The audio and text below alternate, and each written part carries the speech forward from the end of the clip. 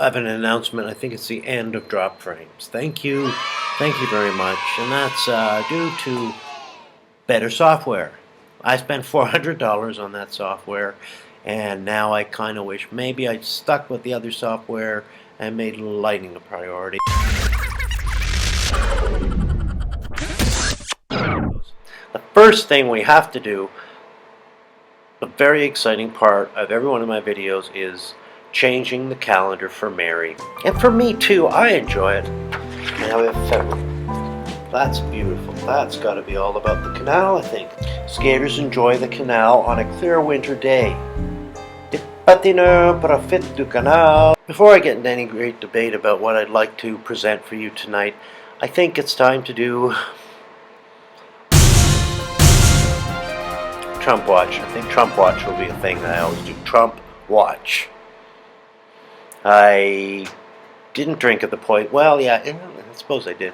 But just, I did a little check-in. It was a bit quiet on Twitter, so I didn't get any texts from my friends or any notifications on Facebook that he resigned. You know, it just seems to be, he's having a lot of trouble with the immigration ban. It was defeated, I think, by the Ninth Circuit Court. I tell you, their system is so complicated. What's a Ninth Circuit Court? So not much on the Trump front, except that he's making an ass of himself. Let's check my source for Canadian news. Oh, sugary drinks. Stop with the...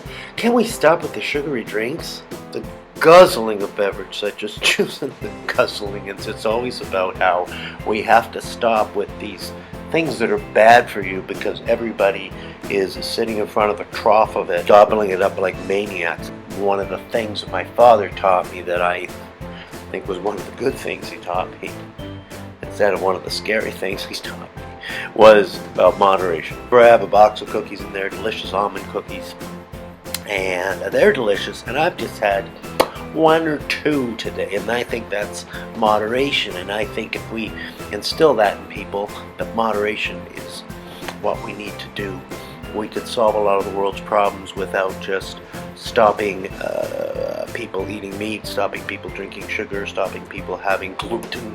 The fuck's a gluten? But anyway, that's one of your big stories on cbc.ca. I'd sure like to present something today. Well, I was looking at a document. And there was one that was kind of a disturbing one to me.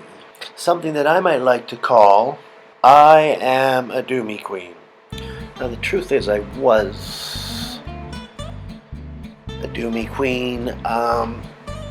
Not so much now, because nobody wants to do me. I was called that once, and I thought, what on earth do they mean? And it doesn't sound very nice. It's not particularly complimentary. It means sometimes a man, I don't suppose it has to be a younger man, but I think more often than not it's a younger man, even if he's not very enthusiastic about his partner, if his partner is very enthusiastic about him, he might take a position where his lucky partner, lucky son of a bitch, can do him. Just do him. What a fucking asshole. A fine position for the Doomy Queen, who really is responsible for nothing, just lies back and thinks of England. I tell you again, I've told you a lot of times, I think it bears repeating. It was difficult coming out. It was difficult coming out in the 80s. They weren't really about coming out. They were about, let's look at this and see if there's some way we can deal with this. Depending on the practitioner, they might even discourage you from being homosexual. Hopefully encourage you to be something else. I don't know. A senator. You might not be gay at all. That dress you're wearing might just be that boyfriend you're having bump sex. That could be. But somewhere in the later 80s now, and getting towards my time in university, there was a French teacher. A lovely man. All appearances was that he just wanted to support me, wanted to help me with my coming out process. We'd spend time in his office just talking about things. Lovely man that way. I don't want to take that away from him. The lovely man. He invited me out to dinner. I was so pleased to go out on a date with an older man to a nice restaurant. Don't even know if we'd gotten to dinner yet before he invited me to his place. I think there was a short speech on how he found me very attractive and he just wanted to spend more time with me alone. I don't remember the man's name. What should we call him? Kyle comes to mind, and I don't know why. If I know myself, I turned it into a beautiful speech. It's very sweet of you, Kyle, and I just wouldn't want to give you that wrong impression. I, much younger than you, my attraction for you is platonic instead of just no thank you. No thank you. It feels weird.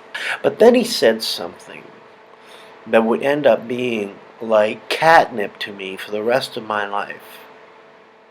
You know, Bobby, you wouldn't have to do anything. This was probably my first experience with you wouldn't have to do anything. So probably I needed to take a moment. I was already getting quite drunk. To think about what that meant.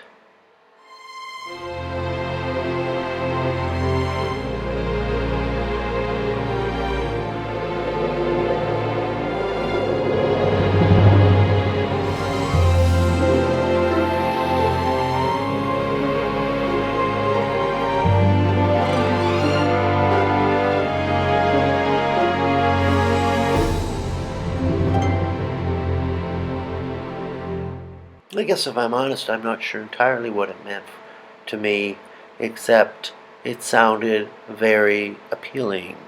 You wouldn't have to do anything.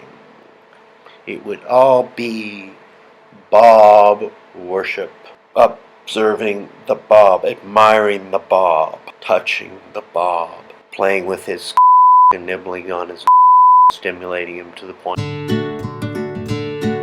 I didn't know this was called Do Me Queen, but it was starting to sound better and better. And we drove back to his apartment. Man, in the 80s we had no regard for this don't drink and drive. The man was loaded. We get back to his place and the door closes, and I think in my sassy drunken way I just started to strap off my clothes. And his response to that was, Bobby! Oh, Bobby! This is fucking terrifying. But it was just like that. I don't think I've heard anything before or since. I love he'd gone mad seeing the young, naked, thin boy. He'd suddenly snapped. Bobby! Bobby! Bobby! Bobby! Bobby! Bobby! Yeah, it was. He was a lovely man, soft-spoken, beautiful spirit, and suddenly he's Bobby, Bobby, oh, Bobby. Yeah, he gets the dirty old man. Oh, mad scientist in a way, or remember, I'm the Do Me Queen. He's not to take off his clothes. He's not even to take it out and masturbate. That was one of my caveats. What a little prick. What a fucking asshole. I wouldn't even let him play with his own penis while I'm stimulating him with my profound nakedness. What a fucking asshole. Bobby! Oh, Bobby! I suppose that's a thing you could Google. Playing with probably things like that. Kissing, was he kissing me? I don't know if he was kissing me. Was it fun? I don't know. You're young, you're feeling insecure. It's nice to be adored.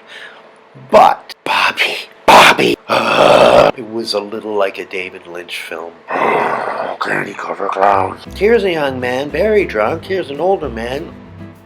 Maybe should know better. Maybe should know better, make a better choice. He was meant to be my friend and my confidant, and now somehow I turned into this very odd sexual exploit based on kind of me being in a power position of younger and physically more fit against the older man losing his youth. How is this going to be funny? It's just the thing I brought away from that the most, more than the meal, more than the if you want to call it indecent proposal, more than any of it was, Bobby, Bobby, oh Bobby, show me your